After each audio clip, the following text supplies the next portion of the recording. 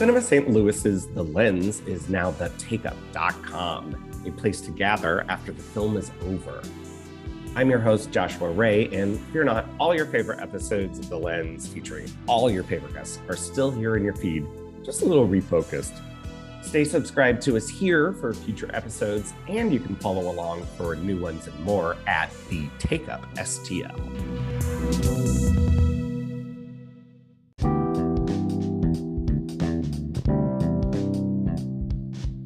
Thank you for joining us on The Lens, a Cinema St. Louis podcast. I am Joshua Ray, Cinema St. Louis programmer and contributor to The Lens, and I am joined here by my co-hosts.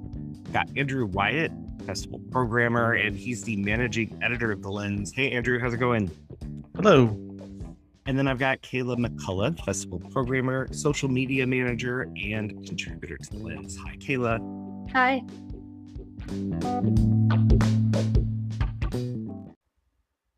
Every other week, we will focus on one underloved or underseen film. Our theme for this miniseries is the films of 2021. This week, we've got some guests. We've got Carrie Juenger and Trevor Juenger, the filmmakers behind The Man in Room 6, showing at the Webster Film Series soon. And they have chosen the film The Scary of the 61st. We are in for a doozy of an episode. It is a doozy of a film. But first, I need Kayla to get the title song, Marry Me, out of my head. Can you assist me, Kayla? I don't think I can. Yeah. It's been stuck in my head for like the past week now. And you're the one who put it there in my head. Yeah. Yeah. Sorry.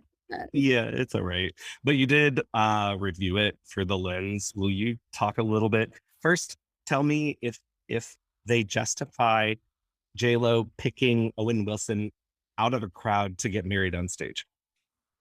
Oh, I don't think so. I don't think that they do.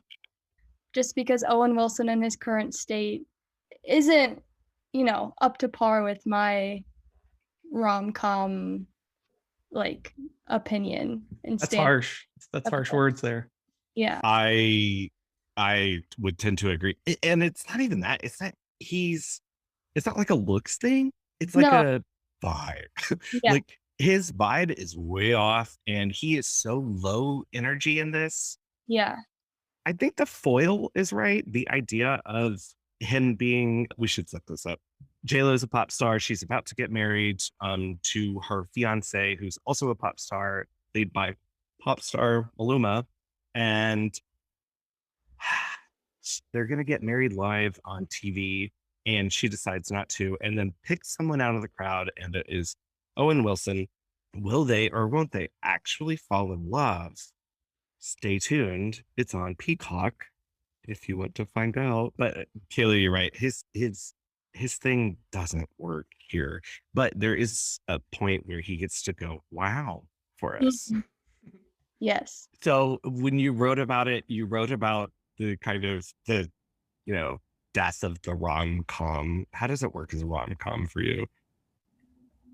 How does it work? I think it works pretty well. I mean, I was very intrigued when I had first read about this film, and I had wanted to watch it for a long time because they filmed it all the way in 2019, and it's just been kind of hanging out since then. So it's been on my in my mind for a while. So I feel like it works pretty well. I just feel like if it were anybody else, maybe it would have worked a little bit. It would have been maybe a little bit more enjoyable. Incredible too, because you sort of don't believe that this. Okay, so you do believe it because J-Lo's so good in this film. Yeah. And she's doing a spin on her, really, but it's just very difficult to believe that this sort of flatline person who has his kind of charms would ever get themselves into this situation, but then progress through a relationship with this person. Yeah. So that's the romantic comedy thing, is that you always set up kind of an impossible obstacle, right? Right. And then you see how these people will eventually come together or not. Generally, they will. Yeah, I don't know. It's kind of absurd. It's kind of fun, but a lot of critics liked it. Why do you think people are responding to it? Maybe just because it is like super lighthearted and it doesn't really require a lot of effort. Like you can just like kind of watch it and you don't really have to be thinking about too much. You can just kind of like enjoy it for what it is. And it is just kind of like, just kind of chill. And like, it isn't requiring a lot of effort, which is sometimes nice to just kind of turn your mind off and sit back and see what happens. It is very head empty, no thoughts kind Yeah. of watch. But there are some things sort of just in the margins of it about, I think, celebrity and the way social media, how you can kind of sublimate your own social media identity. And there's some interesting tension between the J-Lo character. I don't remember any of her names. The J-Lo character, because she's based on J-Lo. And then math teacher Owen Wilson. And how they start sort of believing their own, self-perpetuated bullshit through social media and news outlets and Instagram. I've seen 4 new films over the past couple of weeks, and every single one of them has an Instagram live or an Instagram story on screen. And you reviewed the other one too, is I Want You Back, which I think is better. But I think you think the opposite, but Yeah. we're both like marginally the opposite way, right? So Yeah. what is I Want You Back? So I Want You Back follows 2 like separate couples, and they both have been together. One of the couples has been together for like 6 years, and the other couple has only been together for I think like a year or so, and then they break up.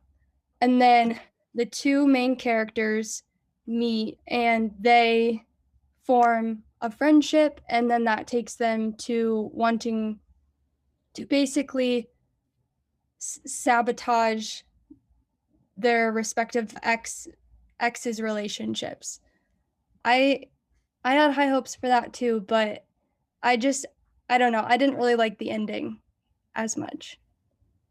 I think they do a talking about credibility, a better job in the outsized or kind of silly premise that it has, and that these people do something very psychopathic and trying to break up their ex's new relationship. But it's Jenny Slate and Charlie Day, so they're very funny at it. They're kind of endearing, so of course you would buy into this. Yeah. And then at the end of it, when the truth comes out, more so than a lot of this traditional rom-com within the genre, you're kind of really turned off by what these people have done, because everyone who confronts them about it, it's the thing where everyone finds out and everyone's mad at them. But then you're like, oh, hey, they've really done some very terrible things there. And I don't think, the film doesn't seem to be too interested in those things. And that I think that's what you're talking about with the ending. And I don't want to say it because it's a spoiler, but if you've seen one romantic comedy, I think you can probably figure out what I'm talking about. Yeah, it sort of reminded me of, what was the Netflix rom-com that everybody was going crazy about? Taye Diggs and Lucy Liu. The Setup.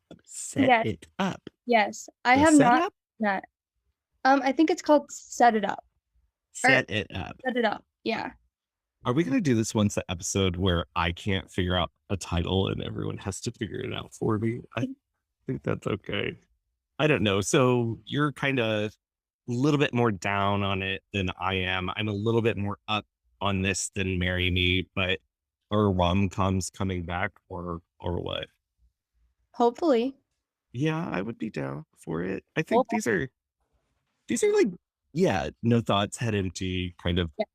fine to pass the time. Andrew, fine to pass the time film. I know you've seen the Texas Chainsaw Massacre, and I'm not talking about Tobe Hooper's classic or that other film by Marcus Nip something from 2003, that remake. Yeah, the Michael Bay produced version. Yeah, Michael Bay produced version. and to be clear, it's the new one is Texas Chainsaw Massacre. They dropped the because it's cleaner.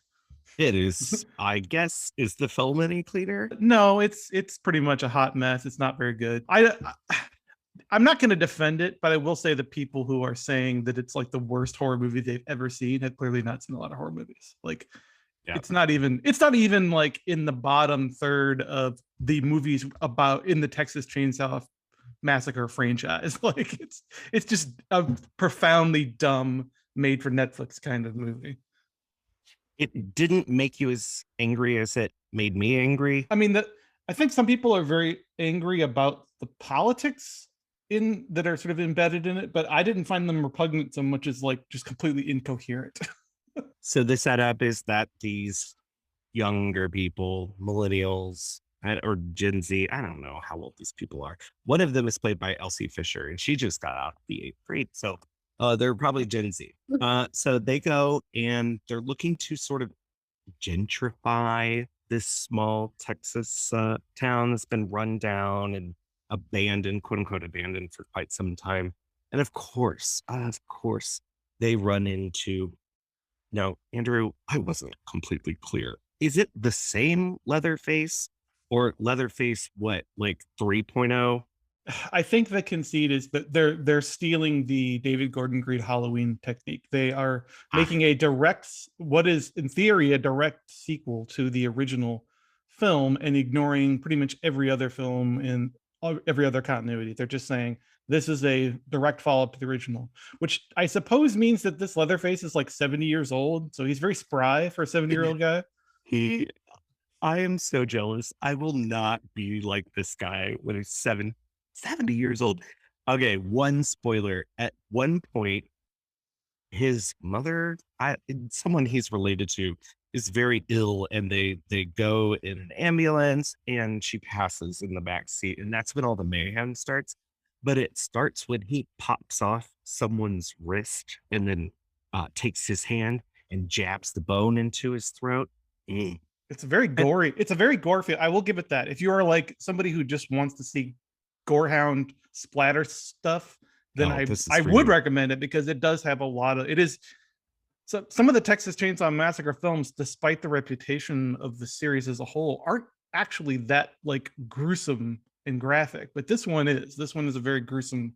The filmmakers are very clearly like enjoying themselves to make it as bloody and horrible as possible.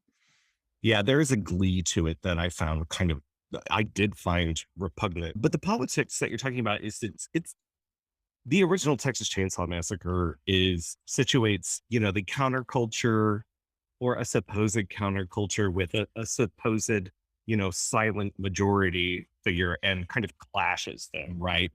And so I don't agree with that at all. I think that for me, the whole point of Tobe Hooper's is not that it's not even so much apolitical, but it's like parapolitical or something. It's this scream of nihilism that is completely divorced from the nitty-gritty of any actual everyday concerns that were in the air at the time in 1974. It's just, I mean, it's a product of its time, but I don't see it as having a politics. It doesn't have a politics in the same way that, the Screaming Void doesn't have a politics. That's the politics of Texas Chainsaw Massacre 74.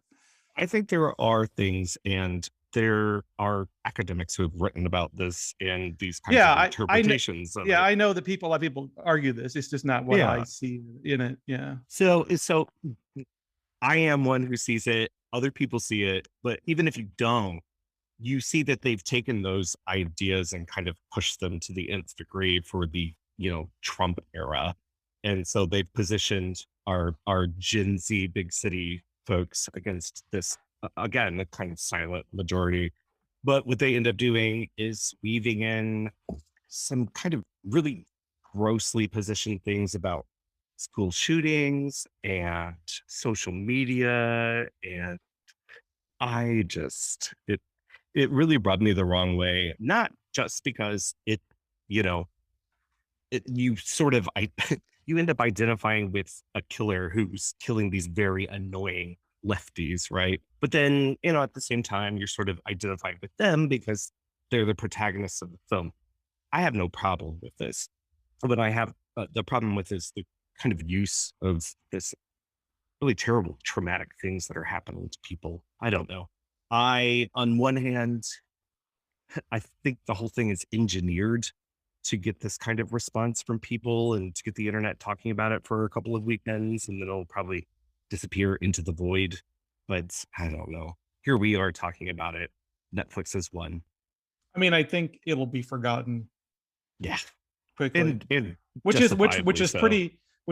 like, that is the one thing the Texas Chainsaw Massacre sequel has to do. It has to appear, it has to be violent, and then it has to like flay everybody's consciousness, unless it's so horrible. And we can talk about the Matthew McConaughey, Renee Zellweger Texas Chainsaw at some point. Unless it's so horrible that it actually sort of lives on in bad movie infamy, they just kind of pass through. They just don't really leave much of an impression.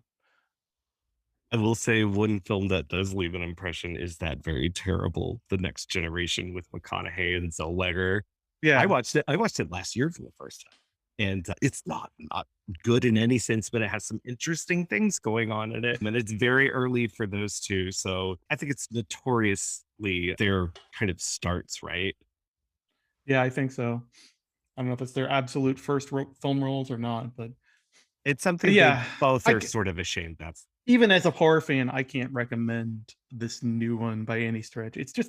I just found it profoundly stupid. It's bad dialogue, bad characterization, bad plotting, doesn't make any sense. It's just, if you want to it's a sit there and laugh at it, I don't even know if it's worth a bad movie watch. I don't know.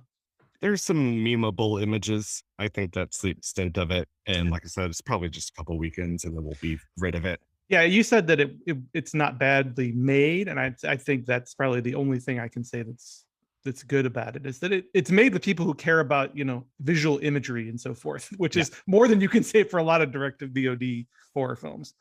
And I think it's, finely directed as far as these things go. When we started watching it, I was initially kind of confused what people were upset about. Then the politics stuff started creeping in. I'm like, whatever, it's fine. And then it got just aggressively upset. But I think something we probably shouldn't forget is Kimi. Is it Kimi? I've heard people say Kimi. They say Kimi in the film, They right? say Kimi in the film. Right. But I guess they're saying Kimi, because it's like Siri. I don't know. They say Kimi, they is Zoe Kravitz. I would say that you need to see Kimi. It is a Soderbergh kind of one-off that I guess all of his films at this point are one-offs, especially if he's making them for streaming services. It reminds me of Side Effects, his great 2013 film. And I think it's so smartly made. And I know that's sort of a dumb thing to say about Steven Soderbergh and one of his films, but hey, he did make The Laundromat, so I think that's fair game. Andrew, did you like Kimi? Yeah, I liked it a lot. I think, like you said, it's maybe kind of feels a bit like a one-off. I was put in mind not only of Side Effects, but of his movie from a couple of years ago, in Unsane. Yeah. Has some similarities to that, at least thematically. I mean, I think I said something like it's not a perfect film, but there's a lot of pleasure in seeing a veteran player slam a three-pointer, without even really looking at it. He just takes the shot and hits it. And it has that feeling to it. It helps that David Koepp is the screenwriter, and it has this kind of like very polished precision to the plotting, I think, that almost in my mind doesn't quite work with the completely like jittery paranoia aspects of the film, but you can tell that it's a very polished screenplay from a veteran screenwriter being executed by a veteran director. It's very tight. They very clearly studied Rear Window, Blow Up, Blow Out, Right. The Conversation. And we should say that, like, if people don't know the premise, so the premise is a very much in the blow up, blow out genre, where it's somebody has stumbled across possible evidence of a crime. In this case, it's a woman who is sort of housebound. She's agoraphobic. She's living at home. Obviously, during the pandemic, it makes that a little bit easier in some weird ways for her.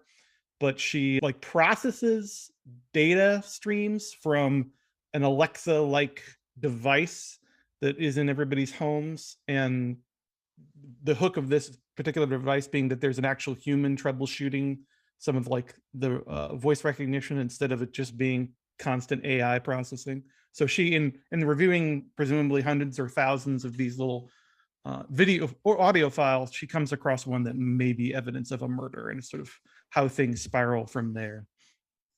And it deals with her trauma, but it isn't expressly about that. And it's not expressly about the pandemic either.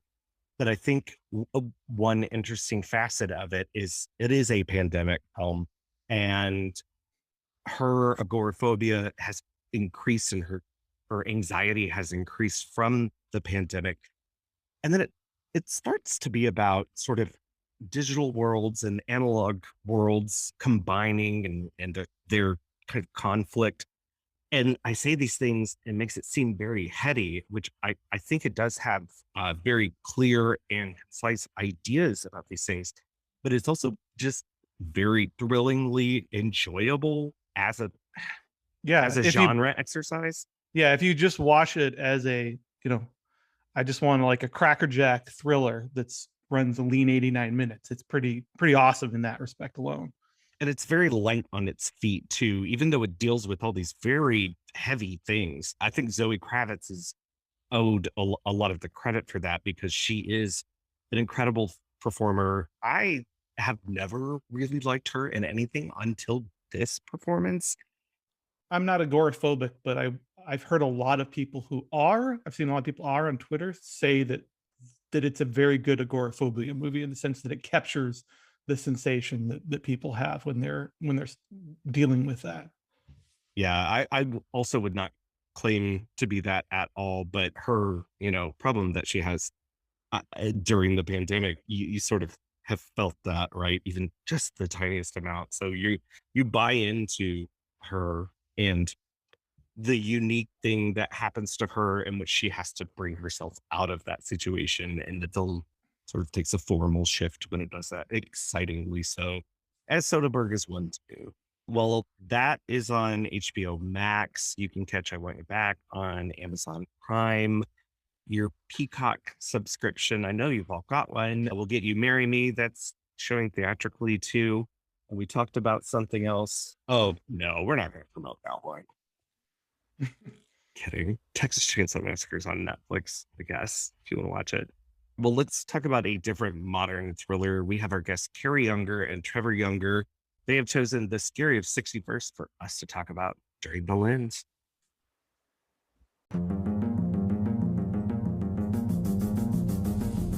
Can we afford this? Something extremely sinister happened in this apartment.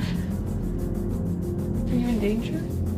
You came here for a reason. I came here to get closer to the truth. Each episode, we take some time to focus on one underloved or underseen film. We're currently in the miniseries, The Films of 2021. And we have our first guests. I'm so excited. We have Carrie Juenger and Trevor Juenger, the filmmakers behind The Man in Room 6. And that's showing at Webster Film Series, February 25th at 7 p.m. And I'm sure they're so stoked, but I'm sure they're more stoked to talk about Scary of 61st with us. We have so much to talk about, don't we? Carrie, would you mind giving us a synopsis of The Scary of 61st? I swear I'll get the title right. Would you mind giving us a synopsis? Great. I can try. Yeah. This movie is a scary mess. So two girls move into an apartment. It's Jeffrey Epstein's old apartment, unbeknownst to them. It may or may not be haunted by the spirits of small girls. It may or may not be a hot den of satanic energy with a scary basement for satanic stuff. Who knows what actually happens?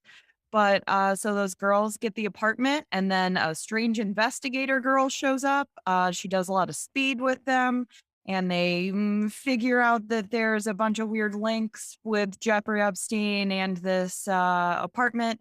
And then and Addie gets possessed, I think. Maybe has a psychotic break. Yeah, something definitely happens. Maybe. So it is a crazy, wild film. I'm warning everyone. I'm throwing the trigger warning out. Things about sexual assault in this. It is a very violent film, but it is a very provocative film. I think that's probably one of its main points is to provoke. But I want to know, Trevor, why did you pick this? I haven't seen a whole lot of movies from 2021, and you said like, "Hey, we're doing this series on 2021 films," and I was just like scouring the internet for anything that sounded interesting. I heard DIY first, and like I'm always like, oh, okay, DIY films. That's what we do. That's what we like. And then just the hook of it's the Jeffrey Epstein horror movie, and I was like, oh man, that definitely sounds interesting enough to like investigate stuff. And I put it on, and I got about halfway through it. I got to the sex scene, the hetero sex scene that happens in it, and I was like, okay, I'll pause it and I'll bring Carrie in, make sure that this was cool with her and stuff. And we debated for a while whether or not we should do this, or I think the other option was Disney's Encanto and all that. so Which we could also talk at length about. oh sure. But Maybe not yeah, underseen, right? Right. exactly. But yeah, I thought it was really interesting, and we've watched it a couple of times now, and the production of it is really strong. I think for a DIY film, like you see those production elements and stuff, but like I really like the cinematography in it. I like the editing quite a bit, and the performance, of course. The what's her name, Betsy Brown, is just outstanding. She is pretty incredible. She is tasked with doing something absolutely insane. The three main leads are doing quite a bit of insane things throughout. It is born from the brain of Dasha Nekrasova, who some folks might know from the podcast Red Scare. Kayla, you are so much more on top of the internet. What else about her? She's known as the socialist sailor. So that meme from like, I think that was like 2018 or so. Mhm. So people might know her from that. I don't know. That's all I really know about her other than, you know, She was on the last season of Oh, yeah, Succession she's too, on weirdly Succession. enough. Yeah, that's right. Yeah, she's playing Kindle's like kind of PR. PR person who ends up, well, I won't spoil it. Cousin Greg gets involved as he tends to do. Trevor, what was the discussion about whether or not you should do it? Because I think that'll kind of inform people about what sort of film it is. I don't know. I think that, I mean, you already issued trigger warnings. Yep. And it's kind of, when you start to analyze some of like the more artful things about it, like you just in describing it's going to be kind of off-putting to people, I think.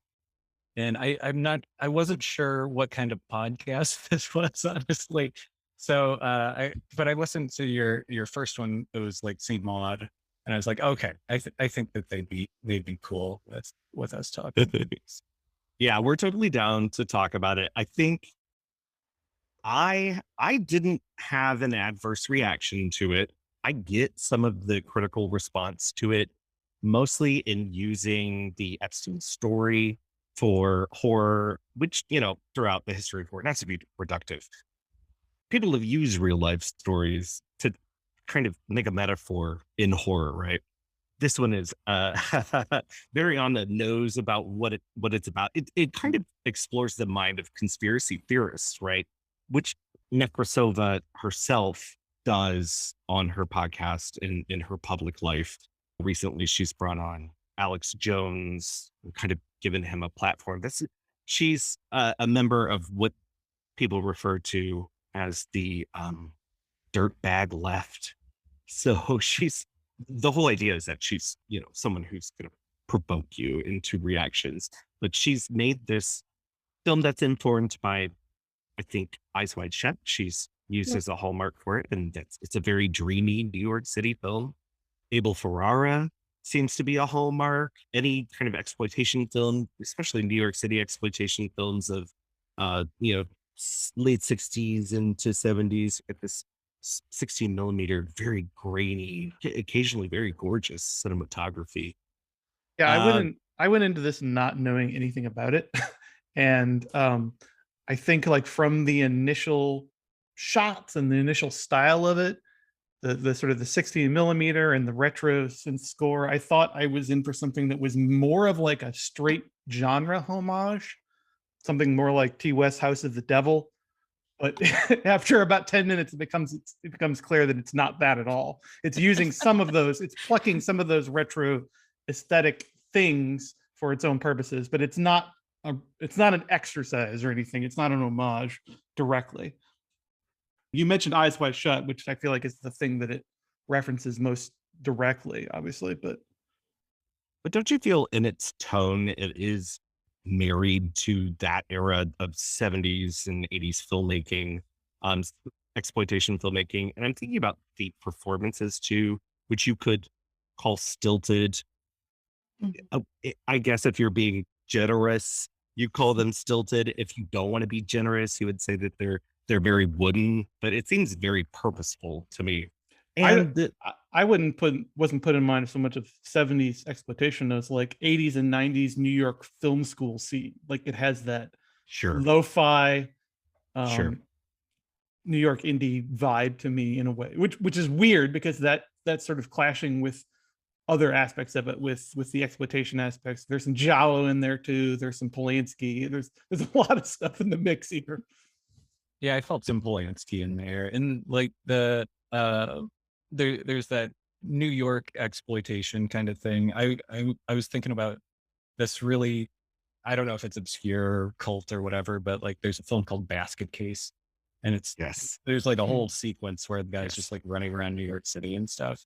I had that feeling when towards the end when I don't even think Nekrasova's in it. I don't think her character has a name, but she's like running through the city. Like, okay, this mirrors that really well. Minus, in Basket Cases naked, but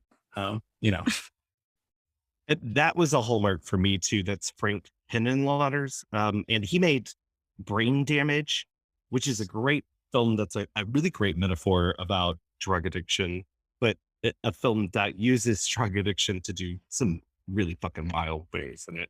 Similar to this. Can Carrie or Trevor, will you describe a few things that happen in this? Or if you're too embarrassed, I'll do it. Oh, we are not embarrassed. Okay, Carrie, shoot. We chose this movie. Yeah, right. I know. You were prepared.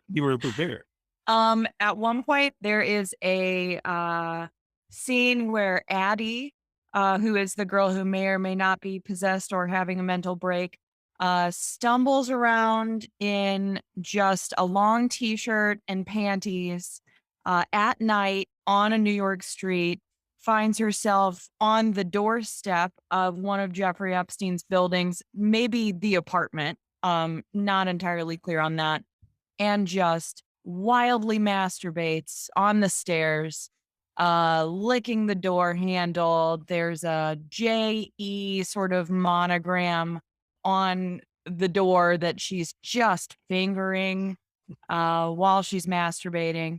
And just what a scene. I really like that sequence. I think it's the standout sequence. I think that's what you go to. Like, oh, if you describe that, then you're gonna know whether or not you're interested in a film like this. Not the scene where she's later masturbating with a picture of Prince Andrew. We're not using that one. I love it too. I love it too. But that crosscut sequence between that and Nekrasova's character like hanging herself at the same time. Oh, like, yeah. Autoerotic asphyxiation attempting to do the Epstein Yes. suicide to show that it's not possible. Right. But you have this a match cut where Nekrasova's like drooling, and then we cut back to Addie's character, and she's like, it's very pornographic. It's like she's catching semen in her mouth. You go from this shot to this shot. I think that like you go, oh, okay, that's so artfully done, but you only recognize it from like pornographic images. So again, that's part of the like, oh, how do we talk about this and not sound like total creeps? Well, it's all there, and they are enjoying us talking about it because I keep bringing up this word, provocation. In some sense, it also reminds me of the work of John Waters, specifically the early stuff. And I'm thinking about a film like Multiple Maniacs that uses the Manson family for ends of satirizing modern culture, for satirizing the bourgeoisie. And I think they're up to the same thing here, but I think it's also thinking about people who find conspiracy theories and obsess over them and sort of let that inform their worldview. But I don't know how successful it is at doing that. And I don't know if that's necessarily something they really even care about. I can kind of get that. I think that there were some things that were kind of lost on me. Like we've watched documentaries on Jeffrey Epstein and stuff. So we have some kind of familiarity with the subject matter, but I think Addie's talking about like a dream that she had, and she cites specifically that it's like blue and white twine that she's tied up with. I'm like, that has to be in reference to something, but I just don't know what that is specifically. And I think that there were a couple instances like that where it's just like, you have to be on the inside to get some of these things.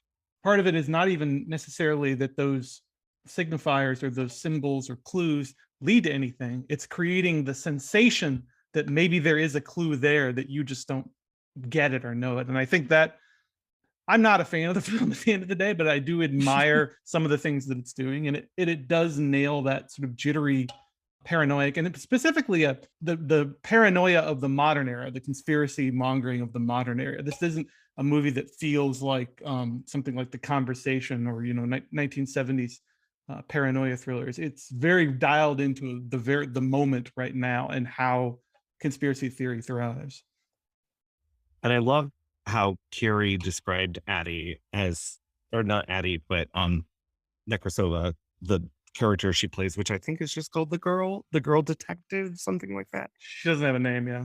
It should be expressly kind of cracked out. They're doing either Vyvanse or Adderall or whatever she's doing. I happen to know she's breaking up an extended release pill. And even at one point she says, the third character says, I don't think we should be doing this. And they said, no, the manufacturer recommends it. So there's this kind of mordantly funny tone to it too, which I think a lot of people have taken issue with, especially when you bring in a real life story and the trauma that the Addie character embodies, and the kind of extreme things I should say that she ends up doing with her body. But I do like it for that. I don't know that there are many comparable films that have gotten, when this is underloved or underseen, but have gotten that kind of higher profile that are doing this specific thing, this kind of provocation about high profile current events. And whether or not it has anything to say about Epstein, I think it's certainly saying a lot.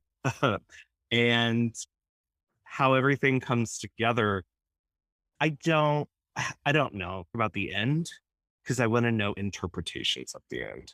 Well, I know that I didn't really like the ending. I felt like it just like turned into like a slasher film like at the ending.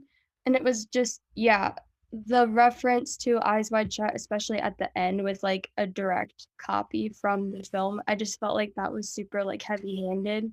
And it's like, it wasn't, I feel like with these films that you need to be more, you don't need it spoon-fed to you. You can kind of like come to that conclusion on your own. It takes some ovaries to like not just reference Kubrick, but actually put a plot point from one of his movies into your movie. Right. That's a pretty ballsy move there. I feel like that kind of like, I was appreciating the effort and like that, just like witnessing something kind of kind of new and exciting. And then kind of like with the ending, I just kind of was like, oh, come on. I told my wife that it has the Abbott and Costello monster movie ending, which is the character takes somebody into a room where they're supposedly a monster, and it's like, but there was a thing in here, but like it's almost comical, like what that Scooby Doo. room, yeah, very Scooby Doo, very Abbott and Costello. There was a thing. I mean, really, the driving force of interest for me is Addie's entire character and her progression into this insanity and stuff. Yep. Is it okay to spoil things? Absolutely. Spoil it? Okay, Yes. so she gets stabbed to death, and then you go, oh, it's over, right? And then it just keeps going, and it's like, if she got stabbed to death, Noelle goes upstairs, does the little thing with the guy at the piano, and you cut and you're over. I think I would probably enjoy it more. Yeah. It feels like that's the climactic element and stuff, and then it just kind of keeps there's just more story that they keep going with, and it's less interesting because that character's no longer there. Yeah, something flips around the third act that I noticed, where Eddie stops being the main character and Nekrasova's character is suddenly like the protagonist, and it's just, I don't know if it's deliberate, like they're deliberately trying to shift our sympathies or whatever, but it does feel like there's some kind of shift there in the third act. Can I get some validation in my thought was that the realtor who brought the two main characters to Epstein's apartment and leased it out to them is supposed to be like the ghost, like a younger ghost of Epstein, and her roommate is Ghislaine Maxwell. Is that an interpretation that makes me a crazy conspiracy theorist? I didn't get that. I had not considered that, but in my notes, it just says, who the fuck is the piano guy? Like, I know he's the realtor. He's the realtor, but right? like, is he real? There's no hallucinating in this movie. He just is back in the apartment, just play. And he's like, they're like, don't play the piano. And then he plays the piano. So it's like, yeah, is he Epstein? That's his piano. He only plays that. Okay, Like- see, I'm not completely crazy. When she says, he says, how do you feel? And she says, young. Yeah. Okay, well, they're just like satanic ritual, sucking the lives out of all of these victims. And I'm with, well, I think everyone said this, just that the ending feels tacked on because what I was getting from the film is about this kind of sense detective story that's happening in the background of it with Addie, not Addie. See, also character names. It's a running bit on this podcast that I cannot get character names correct, but the ending, it kind of undoes everything that I thought the film was about, which is about the drive behind people who fall into these traps, believing the whole QAnon. But I think they're actually, that shows me that they're not really interested in those things, because then they double back and say, no, it was a conspiracy with this Kubrickian ending, with this note on a piano that says, hey, leave us alone. This is your final warning.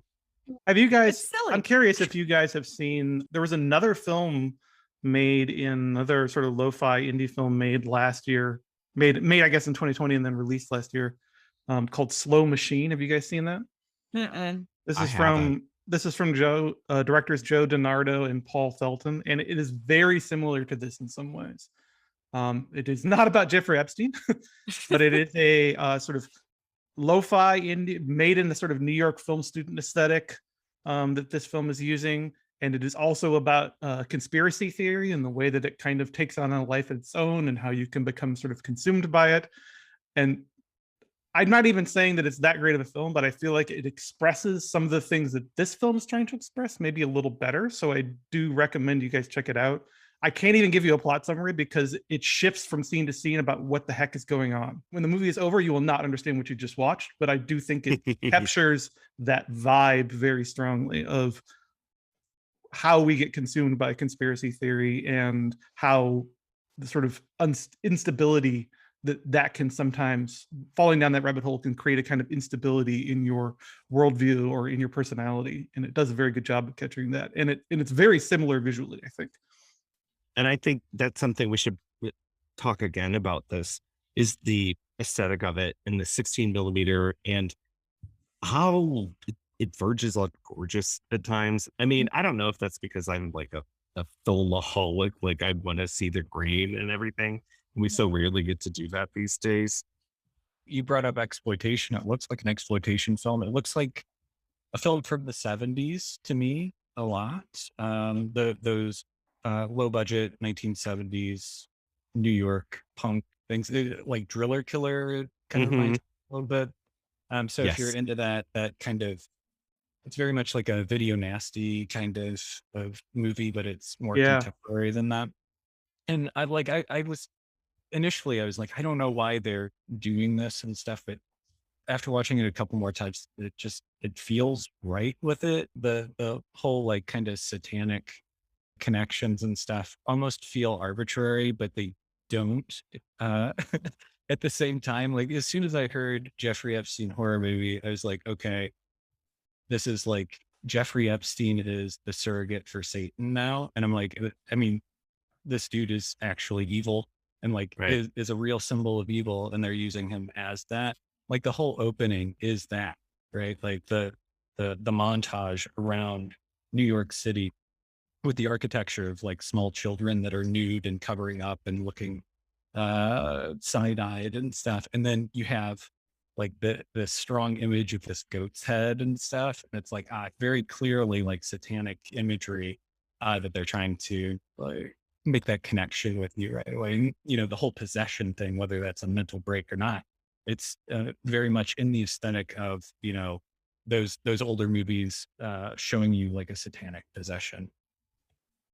If you're doing all the grainy 70s exploitation, then you're bringing it through the 80s and you're talking about, you know, the architecture of New York over time, the Disneyfication of New York into this dreamland of Eyes Wide Shut and into Epstein up to now.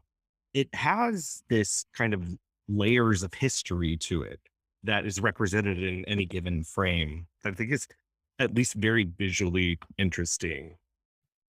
So like the aesthetic and the look of it, like they double down on it with the clothes. Like I really pay attention to that in like a period piece.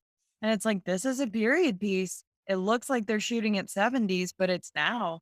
But they're in like orange bell bottoms and like just white cable knit sweaters and berets. And it's The like girl's like things that they may brown wear suit, today. that Right. brown suit that she's wearing. It's just, it looks like she's Yeah. a realtor from 1975. Yes. So like, I mean, and they do, there's like, they have more contemporary shoes. I had seen, particularly Noelle's character, wears like some Adidas track pants at one point but mostly the clothes are 70s. But a huge thing is the gels that they use. There's just Mm. huge flashes of red and blue, and that is very not 70s, that's 80s. So like, when is this?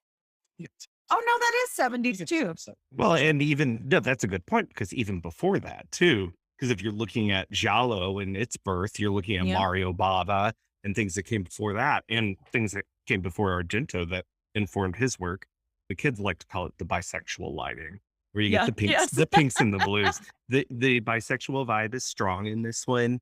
To another kind of like to poke you, I think, to maybe troll you. This movie, it is. Like, it's Yeah. very queer. It's like, oh, it's just like, it's hitting on things that you're not supposed to say, and then forcing you to watch things that in order to talk about them, you have to talk about, you know? So it's like all over the map with that where, yeah, it's just poking you like, well, do you have a problem with this? Because what about this female on female sex scene that's up next? How about that? You know, how about Satan? It's just like, oh man, just throw them all at me and see which ones hit, you know? You mentioned the satanic worship thing earlier, and I feel like that's something that has to always inevitably come in any conspiracy theory, right? Like Satanists have to be involved somewhere. Maybe it's 6 layers down, but somewhere we have to bring the Satan. Yeah, which in all seriousness, you know, it relates back to the satanic panic of the 80s, which in itself relates back to, you know, serious real world issues like the blood libel and anti-Semitic dimensions that inevitably creep into conspiracy theories. So But yeah, I feel like Satan always has to rear his horns at some point, right? When you're talking about like evil. Carrie, I'm really happy that you brought up its queerness, because that's something else I wanted to talk about in its relation to films that came before it. And I brought up John Waters earlier, but that's a whole point, right? To push a boundary and you're approaching those lines, even you're coming out and approaching queerness itself, anything against the norm, right? But this film explicitly dips into those things whenever Noelle begins her sexual relationship with the girl, with Nekrasova. And that's among the very explicit. That in itself didn't really, maybe it's because I myself am queer, didn't really provoke a response to me. Maybe other people who watch it and don't identify this way would feel that way, but I actually found it kind of sweet. I probably shouldn't be saying this, but no, yes, you're like, yes, you guys, like, right, yeah. So there is an interesting aspect to the way that she shoots that lesbian scene. Like, I did not go into this knowing who the director was. I didn't even know their name. So as I'm watching that scene, I'm going, ooh, did a guy make this? Because if so, this is kind of creepy. And this is a big question for me, because I watched it once as an Amazon rip, and then and then I had the Vinegar Syndrome version, right. And it looks like there's maybe different cuts, because like when Nekrasova's character is getting strangled, like the camera is like up skirt and she's not wearing panties, and then like in the Amazon version, I didn't notice that at all. So like there's potentially things that you even missed.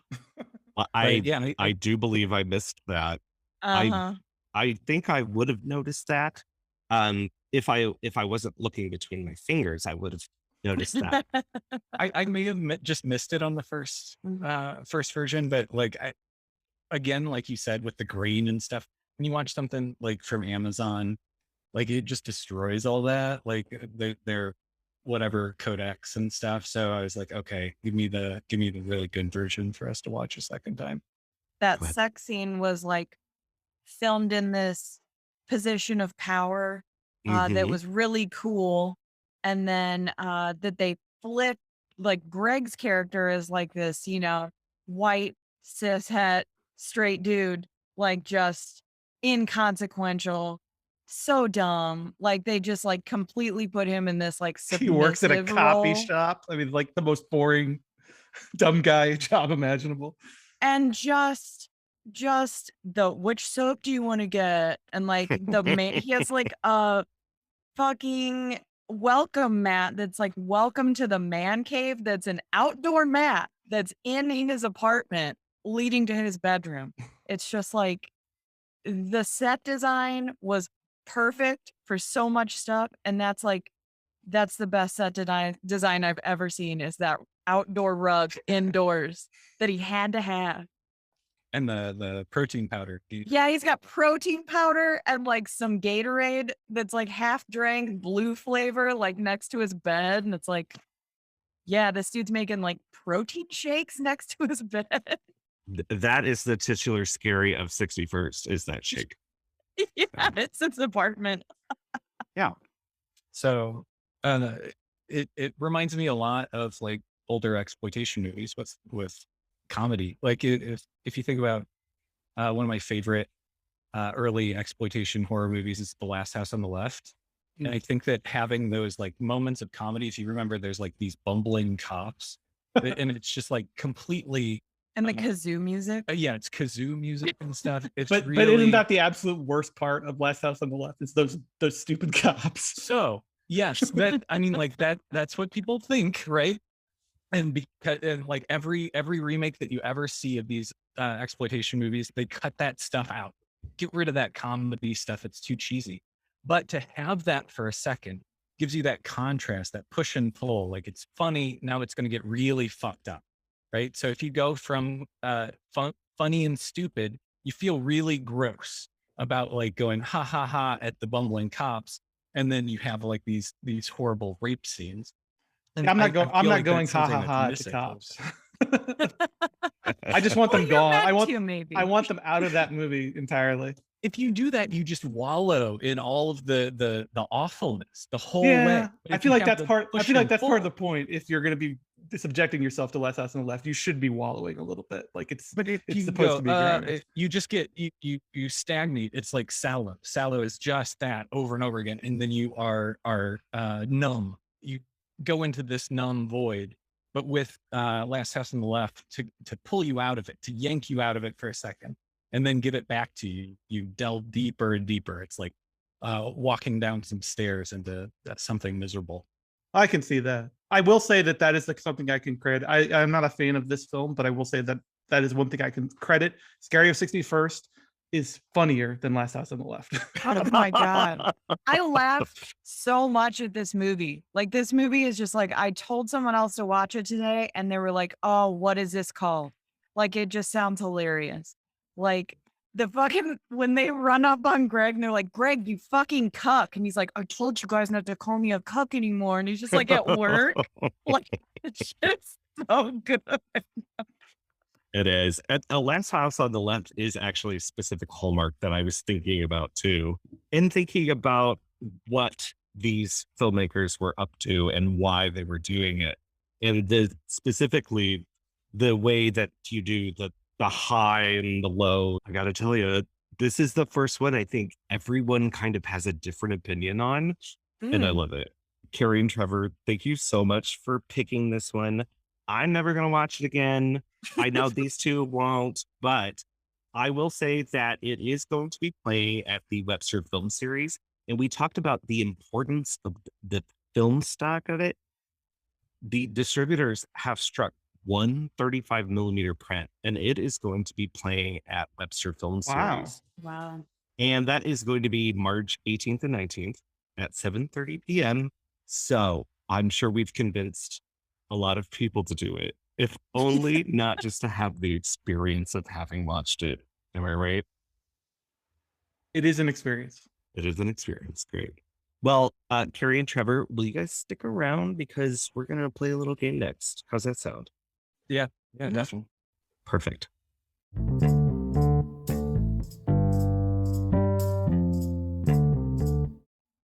All right, now we've come to our fun portion. I said it was a game. It's not a game. We're going to make some recommendations. We're going to, from the heart, give you the scary of 21st. This is our scariest moments in film, scariest films of the 21st century. We've all got 3 picks. I might have cheated a little bit and stretched definitions. I told everyone to take it very liberally. So I think what we'll do is it's like me and Kayla versus the horror trivia team over here. So me and Kayla are going to go first.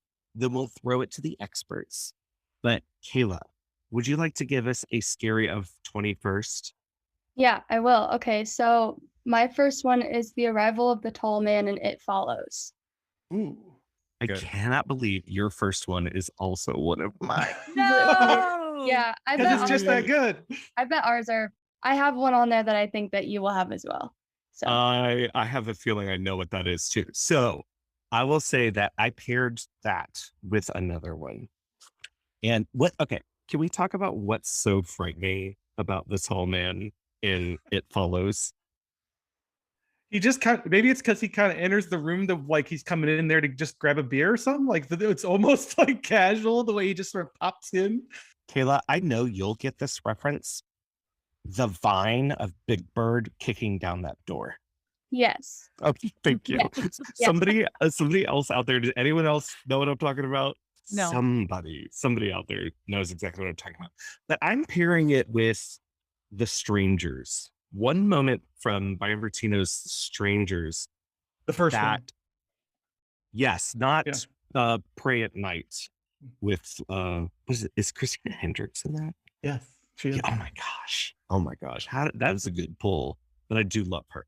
Anyway, there's a moment. They have an open living room to kitchen. It's kind of partitioned, and Liv Tyler is just sort of messing with a record player. She's doing this and doing that. And in the far left corner of the frame is a hallway. and you're focused on Liv Tyler, and the hallway is completely dark. And one of the quote unquote strangers just sort of enters into the light, hangs out for a second, and then goes back into the shadows. And I became a different person after I saw that. I I am I've seen that movie a few times because I think it is actually a pretty great movie. But that scene, it follows me every day with me. All right, Trevor. So first one I'm gonna say is The Descent. There's a scene not with any of the monsters or anything like that, but the claustrophobia scene where she's kind of trapped in the tunnel there. Like, if I ever sit down and watch that movie with anyone, I can see like a real visceral reaction. Like they get kind of tight and stuff as they watch it. So I think that there's something really powerful in that. And you have jump scares where people like literally jump out of their seats. You can say, hey, that's really effective there. But when you can see someone tighten up like that, I think that they've done something. Sure. Yeah, The Descent is on my list as well. It's not that moment though. Nice. I am never going also- spelunking thanks to that movie. I also Ever. have a spelunking one. Oh, Ooh. As above, so below. Okay, let's get Same into it. thing where like the sound guy or whoever gets and he's like, back up, I'm stuck. And they're like, keep going forward. And they're like pushing him, but his shoulders are stuck. Oh, just so scary. It's so, we've all just picked something out that I think in horror filmmaking, in all filmmaking, space is important, but in horror, it is particularly important. In the new Texas Chainsaw Massacre, I watched it with my boyfriend, and we had a good time watching it, and that we talked to each other the entire time, mostly yelled at it to each other. They did the thing where you have a character in a car and they're situated on one side of the frame, and then the window takes up the rest of the frame. And all you're doing is sitting there looking at the window, waiting for that space to get filled. And of course, Leatherface pops up with his beautiful new mask that he has. But space is so important. And I think a lot of my choices have to do with kind of a physical space. Yeah. The tall man thing does for sure. Yeah, absolutely. Because that is like the amount of space he takes up, Yeah, but it's the so way that scary. he enters the frame too. And He like bends in a weird way. It's like a non-human. He doesn't duck. He just like wiggles in there. It's yeah, I don't like it. It's totally it's- true about what's It Follows, Mhm. like what you're talking about is like so on the nose, like you can see this thing coming from a mile away and you even know when it's gonna happen.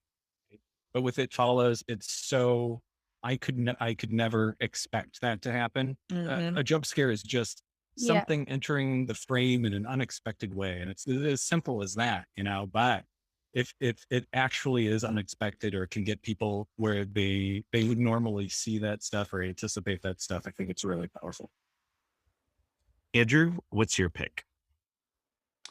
I'm gonna come back to The Descent. I'm gonna pick the 2002 remake of Ringu, The Ring, for Verbinski. I think I just revisited it, I think in the last year, and it still holds up to me as like just one of the most beautiful horror films in a weird way. It's beautiful cinematography, but the part that really like unsettles me to this day is actually the entire sort of coda to the film that occurs after the haunting has theoretically been resolved. I think the film does a fantastic job of creating the sense of everything's been. So many horror films, I think, in the 21st century in particular, it's almost like a given that evil wins at the end. There always has to be that reversal in the last moments where we turned out, oh, you didn't really kill the guy. Oh, the demon really got what he wanted. There's always the last minute reversal to the evil win seems to be a recurring thing. And The Ring is one of the few films I feel like where it's really earned, because the whole movie spends setting up this premise that resolving complete assumption on Rachel's part that solving the ghost haunting, burying the remains properly will remedy whatever's happening with this curse. And it absolutely does not, and it absolutely makes everything worse. And there's of course the iconic scene where the girl crawls out of the television, like she just pops out and everybody like tends to zero in on that. But for me, the part that just makes I remember like my heart just dropping into my stomach was when the little boy, Rachel's son, just sort of looks at her and realizes what she's done. She's like, "You let her out? Why did you let her out?" And I remember that there was like a bucket of ice water being thrown on me. I love it. This is peak creepy kid era too, right? Yeah, lots of like scary drawings. That's how you know you're in a horror Mhm. movie, is that your kid is making lots and lots of scary drawings. Sure tell signs that you're about to die in 7 days. Kayla? Okay, so my next one is the end of the hallway in Inland Empire. Ooh. Kayla, what? Are you in my computer? Oh, I might be. I don't know. Are you in my computer right now? I think the Okay, next one. tell me about, I think he's referred to as the Phantom. Tell me Yeah, about the yeah. Phantom. It's horrifying. It's so creepy. It's so like just ugh. I cheated and I have just a David Lynch category for the 3 things he did in the past 22 years. One is definitely that scene from Inland Empire when, is it Nikki, or at what point, what's her name? Laura Dern in one of her many maybe characters in Inland Empire is getting kind of very slowly attacked by a man in a hallway. And this is full Lynch, his first foray feature into digital filmmaking. So you've got this really blocky, crazy lighting scheme that looks like, I'm very sure he just used flashlights. And so it's sort of blown out. Both of them look absolutely insane. And she fires a gun that may or may not be working. But what eventually happens is I guess what you could call a jump scare into a meld, like a sort of Bergman's persona melding of their faces. And really the scare of it is this elongated projection of Dern's smiling Yeah. face on top of this man's head. And of course, Lynchian soundscape really adds to the effect of it. And it is a very unnerving, and a film that is like 3 hours of being unnerved. Yeah. Yeah. This was like my Inland Empire was actually my number 4. It's the one that didn't make the cut. I waffle between that and Nikki watching Nikki rehearse the scene. Yeah. Anytime anyone is like watching themselves from a corner, particularly when David Lynch is doing it, freaks me out. There's a moment in that film where I think the one I always think about is where she's arguing with her Ursat's boyfriend, I guess, and she suddenly stops herself and says, "Damn, this sounds like dialogue from a movie." And then she realized that she has a camera on her and she is filming a movie.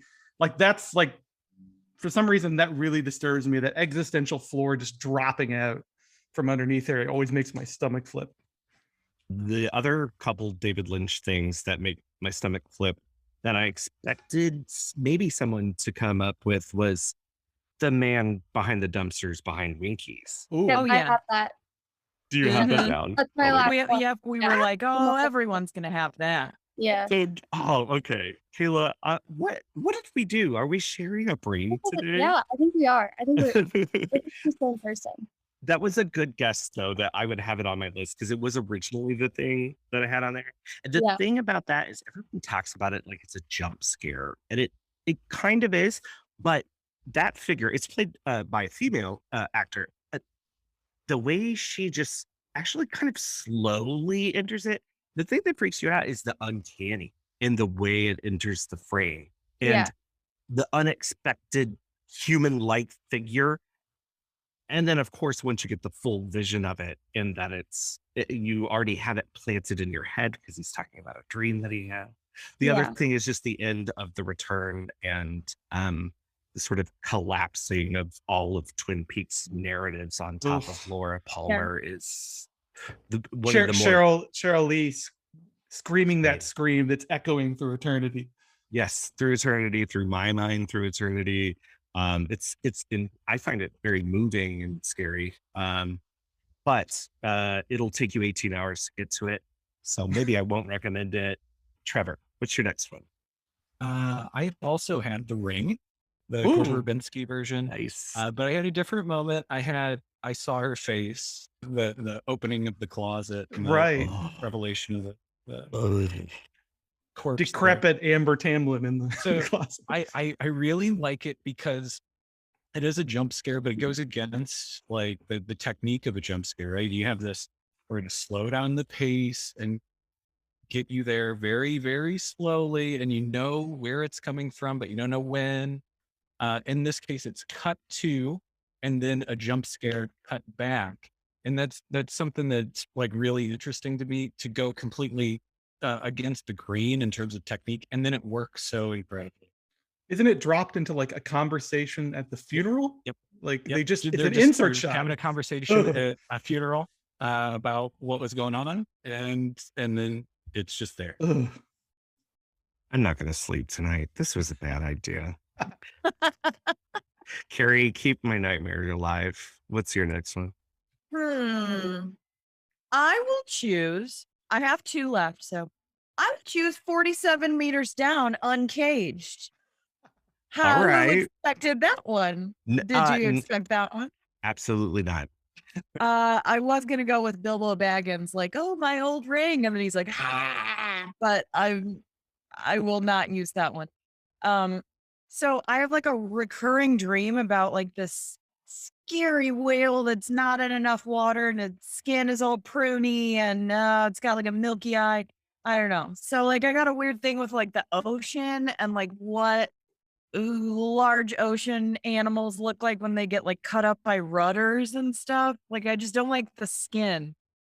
So on a personal level, this movie fucks me up because the sharks are trapped underwater in ruins of something, and they've been in darkness so long that they go blind, and they're like really white, and they can only hear the people underwater, and I don't like it.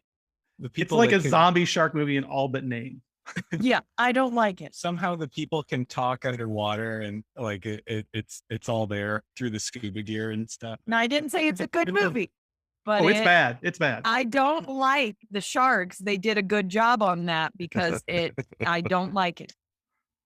So if I want to experience your personal horror that is contained within it, do I need to watch the first 47 meters down? No, not Okay. at all. I think there's no link.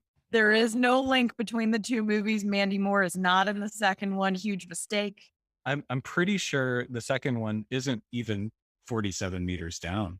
Like No. they're just a little bit down. Yeah, it's not even the full 40. They're like 10 meters.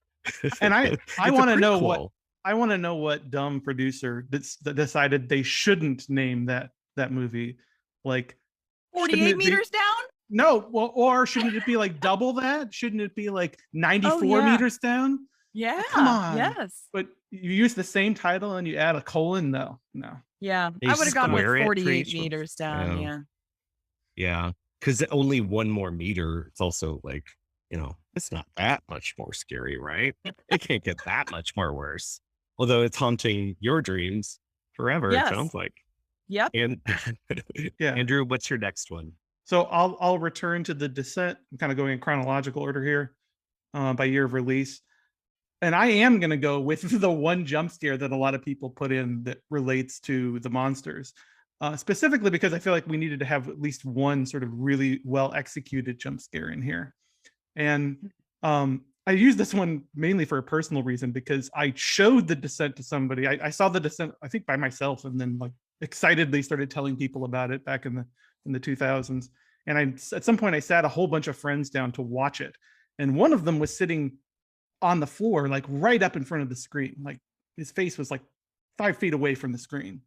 And everybody was kind of treating it like a big joke, like, oh, it's a scary cave movie. I don't think that they knew that it was going to turn into a full-on monster movie at some point. And then there's that shot where the camera's kind of whips around and there's a troglodyte goblin creature just standing there. And I swear to God, my friend jumped like it was like a Scooby-Doo scene. He jumped like vertically 3 feet into the air from a sitting position and waggled his feet in the air like Shaggy trying to escape the monster. It was I've never seen somebody jump literally that high from a jump scare before. And it is a very well executed jump scare. I completely understand. I agree. I feel the Descent love as well. That I will also never spelunk. Is that the action verb for it? Spelunk? Because if you go spelunking, I don't know. To spelunk? To spelunk. Interesting. The mention of 47 meters down makes me think that like the way you bring those two together is you do a cave and then you flood it. So it's underwater spelunking. Oh, and That's it is too. Yeah. Are we once again talking about Nat Geo's The Rescue? No. Oh, we just watched that. I mean, talking about scary films, that thing will have your heart racing. Terrifying. Yes, absolutely terrifying. But Kayla, I know I stole your last one. I'm gonna say that this is the last Josh and Kayla pick, and I know you're going to agree. A coin toss. Anton Chigurh in No Country for Old Men. Javier Bardem in that gas station, deciding whether or not he's going to kill that man based upon a coin toss. Yeah. Definitely. That entire film, talking about existential dread, I think there are probably more films that or moments in that film that are literally frightening or even maybe more suspenseful. But that to me is so horrific. Just a killing machine who's going to just flip a coin and decide whether or not you are going to live here in the middle of the day, in the middle of the desert, with no one else around. And it's one of the points of it, I believe, is that it's about an existential dread in the modern world, right? And that we have this figure who has the ability to do something like this. That scares me more than anything. So who knew a Best Picture winner would come up in this conversation? I can't take the credit for it, but I saw one critic describe that scene perfectly. It's the Chigurh knows that he's going to maybe kill that man. The audience has already been taught at this point through the action that we've seen to dread that he's maybe going to kill that guy. But the gas station attendant doesn't know it initially at the outset. So some critic pointed out that the horror of that scene is watching his revelation as he slowly start to realize what he's negotiating or what he's talking about there at the counter, where it's all about his growing awareness and coming to terms with something we already know and that Chigurh already knows. Yeah, it's sort of the definition of shock versus suspense from Hitchcock, right? Okay, Trevor, you got one more for us? Yeah. So, Andrew, you wanted a technical jump scare. I have one. I think it's the best jump scare of all time, actually, and that's in A Tale of Two Sisters. The girl underneath the sink. I think it's technically incredibly strong. You have, I think it's like a 12-minute buildup to this jump scare. You know what the threat is, you know what's going to happen, but you don't know when it's going to happen, and that's the whole stretch there. And there's a lot of things around it. I love the film. I think the film's like genius. You can really like dissect it and stuff, but that scene stands out above all others. Now you did exactly what you probably intended, which you sent my memory spiraling back to that scene now. The second you said that title, it brought me back under the sink. I know exactly what you're talking. I don't remember much about that film, but I remember this horrific thing you've put back into my brain. Kim Ji-woon, his other film, I Saw the Devil, was somewhere in this list. Probably the sequence in the car. And that's all I'll say about that. That is one of the roughest sits you'll ever have. Carrie, what's your last one? My last one is the entirety of a movie. Unsane. Oh, yes. Personal we were just talking fear about from Soderbergh. being mentally ill is that I will be locked away after just a mandatory 48 hours, and then they check on me, and I go, "Well, I don't feel great because I'm locked in a." And they go, "Yeah, we're just gonna put you a general population now, and I will never get out." And that is this movie. That is such a valid fear from someone else who has those kinds of fears. I appreciate you bringing up Unsane. We were talking about Kimi in our first segment and these smaller Soderberghs that he's giving us lately. And how That- good is Claire Foy in that movie at capturing that great. like disintegration? She's so good. She's so good, even though she's got that kind of wonky American accent that I just love. Don't care. She's Yeah, still I good. don't care. She's so good at it, and everything that surrounds her journey in that is incredible. Yeah, no spoilers. Let's not give away the ending. Just Mhm. point Mhm. everyone to it Unsane, and we'll Mhm. save it for a future episode. Andrew, I think you've got one more, right? Yes. So this probably isn't too much of a shock to Josh. I'm going to pick Hereditary. Now, what's that 2018 film? 2018 Ari Aster. No excuse that I really love this film, and I think I've mentioned before that it's one of the few horror films. I feel like I'm a very jaded horror film, and there's a very little that horror films can do to sort of unnerve me. And I spent the first time I watched that film, I spent the entire time gripping the seat rests at the theater with kind of like white knuckle abject terror for pretty much the entire runtime. But I'm going to pick a moment that I don't think a lot of people talk about, just because there's so many sort of iconic now moments in that film. The one that just sort of made my stomach flip over was the film does a really good job of putting things into your head subliminally and then using them later. And there's a scene where Annie talks to her friend Joan, or so she thinks that it's her friend, about a dream that she had and a sleepwalking incident where she woke up covered head to toe in paint thinner and with her son and daughter covered in paint thinner and holding a box of matches. And it's just an anecdote, something that actually happened to her that she thought she dreamed, that she ended up sleepwalking, and they just put it into your head there. And then there's this scene later where she's having a legitimate nightmare about ants, I think, crawling all over her son, Peter. And she walks into his room. She kind of wakes up. She realizes that he doesn't have ants on him. And they have this exchange, this sort of combative, very raw mother-son exchange. And they're cutting back and forth between the two of them.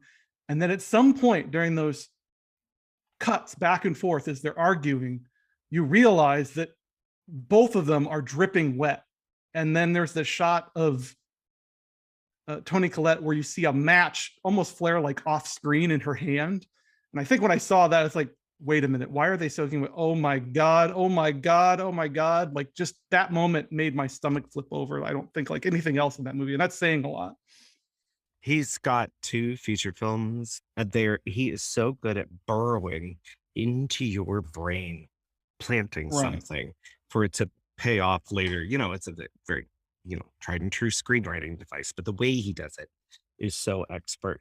I didn't think you would say this, but it was somewhere in my mind, Toni Collette on the ceiling, banging her head against it. Oh, I mean, yeah, anything in this, a lot of things in this film. The image of Toni Collette garroting her own head off, I think is going to be my nightmare fuel for the rest of my life.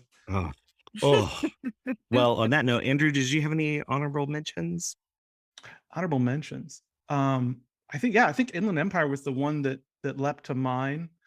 If I had to pick a Lynch, that would be that moment of like existential panic that I think is captured so well in that film. Kayla, did you have any others floating around? No. As our resident horror lover. Yeah. No. Well, I'm really glad that we picked the exact same stuff. We did not rehearse this. Carrie, did you have any? I have 8,000. Give us a couple.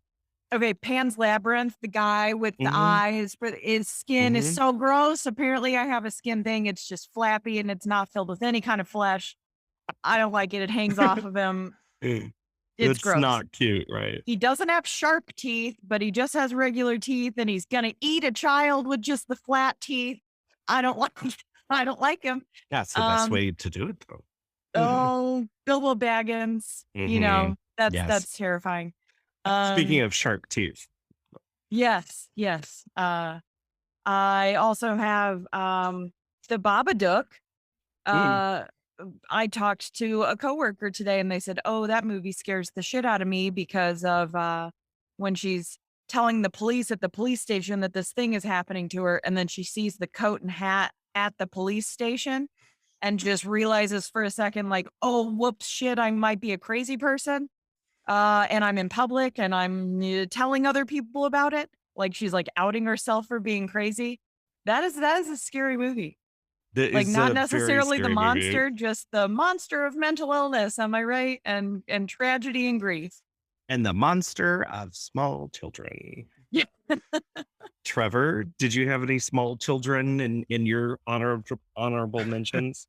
No. I tried to isolate like single moments and stuff, but I think there's a film that's really worth watching. The Dark and the Wicked.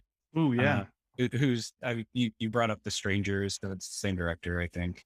And just the concept of it's the devil terrorizing these people, but just the concept of how the monster sort of works and isolating these people, and they get more and more isolated and desperate until they're completely alone, and then it kills them.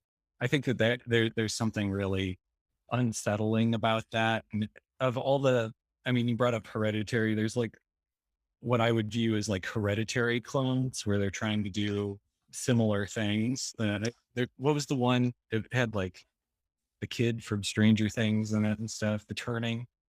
Oh yes, like the indie pop version of the Turn of the Screw. And it was awful. the other Stranger Things one that where they're out in the Where they gaslight the stepmom? yeah, who was The Lodge. Oh, The Lodge. The Yeah. Lodge. Yeah. All these movies that kind of popped up Mhm. after Hereditary and tried to like steal things from it. Like The Lodge has doll houses in it, and it has no reason to. Like it's just there because Hereditary did that. But of all those types of movies, I think The Dark and the Wicked actually has like real artistic value and merit to it. I'll second that. I also thought of Hereditary in terms of it's creating this very strong atmosphere of doom, like from the very beginning. Like you have almost have no subliminally somehow that all these characters are doomed and there's nothing they could do about it.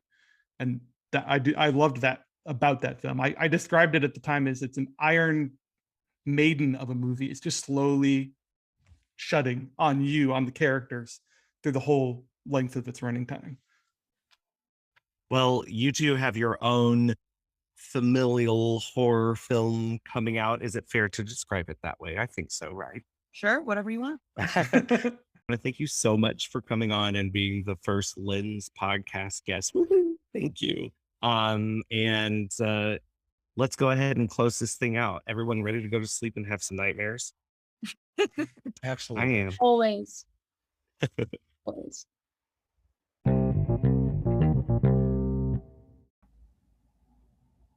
And that's our episode. Thank you to Trevor Juenger and Carrie Juenger. Their film, The Man of Room 6, is showing February 25th, 7 p.m. in the Winifred Moore Auditorium at Webster Film Series. It's Webster University. And I think we've got one more thing from everyone to talk about. Kayla, do you want to give us one more thing and then tell everyone where they can find you? This week, I've really been loving TCM and having it on. It's really comforting. Like, I feel like last week was nice because I just had it on and it felt really, really good to hear it in the Vibe background. with TCM. Yeah. I've Yeah. been following along on your TCM journey this week on your Letterboxd and putting everything in my queue. Gosh, what was one of the things you watched? I watched The Locket. The Locket. The Locket is about a woman who has been in 3 relationships and just uncovering like the secrets and kind of her, like what happened in those past 3 relationships. And you're just kind of like watching it all unfold. And it's really, really, really good. I put it on my watch list when I saw you watch it or log it on Letterboxd. So I'm excited to check out The Locket on TCM. And where can people find you online? They can find me on Letterboxd. It's just my name, Kayla McCullough. And yeah. And Andrew, what's one more thing from you and your socials? This weekend was the release of the PlayStation 5 game Horizon Forbidden West, which is a lot of people have been anticipating for a while, including myself, but it didn't arrive yet. I haven't gotten it yet in the mail. So this week I've actually been occupying myself with another open world PS5 title, and that's the so-called director's cut of the game from a couple years ago on the PlayStation 4, Ghost of Tsushima. It's a like full 60 FPS not remaster, but like graphical improvements for the PlayStation 5, as well as a new expansion island. And just I meant to just sort of dip my toe into it, and I'm playing my way through the whole thing again because I've already played it through once. It's such a pleasurable game. I won't even say it's necessarily the best of like the current gen open world action RPG games, but it might be the most aesthetically pleasing, the most very much beautifully designed visually and sonically. It's just, for those who don't know, you're basically playing a samurai on the island of Tsushima during one of the Mongol invasions, and you're basically playing a Kurosawa film as a modern action RPG, and it's very well done, beautifully made, lushly produced. Probably some of the best graphics of the late gen PS4, and now it's available on PS5 under the so-called director's cut. Very cool. I wish I could work the PS4 or PS5 controller. I would love to play it. I have watched people play it, and it's gorgeous. But Yeah. Andrew, I cannot work the machine. I don't know what to tell you. I don't tell you. If I'll you just don't have to watch you play it. the DualSense controller is its own beast. You can find me on Twitter at Arachnophiliac, and on Letterboxd at A Wyatt. That's about it for me, I think. A Wyatt 76. Sorry, on Letterboxd. Very good. And I've got one more thing. It's actually two more things. I'm sorry. And they're two big things. Two of my favorite bands. One a little bit newcomers on the scene, but have made a big critical splash, have released a new double LP called Dragon New War Mountain, I Believe in You. And that's Big Thief. And they're sort of a indie folk rock band, and they've made some really great records in the past. A couple of years ago, they had 2 albums come out, and they were both really incredible. This one is sprawling and crazy and quite a honky-tonk time, but they're also very concerned with things about, death and time passing, owning your space in the world. And the lead singer, Adrian Linker, just has this incredible voice that is something you've never heard. If you want to hear one track from it, and this is an album that's over an hour long, I think it's an hour 20. Check out the second track, Time Escaping, and it'll kind of reconfigure your brain. My favorite band in the world, Beach House, also released a double album. It's also 1 hour and 20 minutes long. It is called Once, Twice, Melody. It is, Beach House have always been accused of being a very boring band. Only boring people think they're boring. But they have kind of answered that and made an album of 18 tracks that, while they're very much Beach House tracks, are working from everything to like witch house to some country to shoegaze to even like 60s psychedelica. I would recommend the song New Romance. It is the perfect song to an imaginary John Hughes film. So that was Big Thief's Dragon New War Mountain, I Believe in You, and Beach House's Once, Twice, Melody. It'll take up 3 hours of your time. But I don't mean to take up any more of your time. I'm Joshua Ray. I am Crispy Retinas on Instagram, Twitter, and Letterboxd.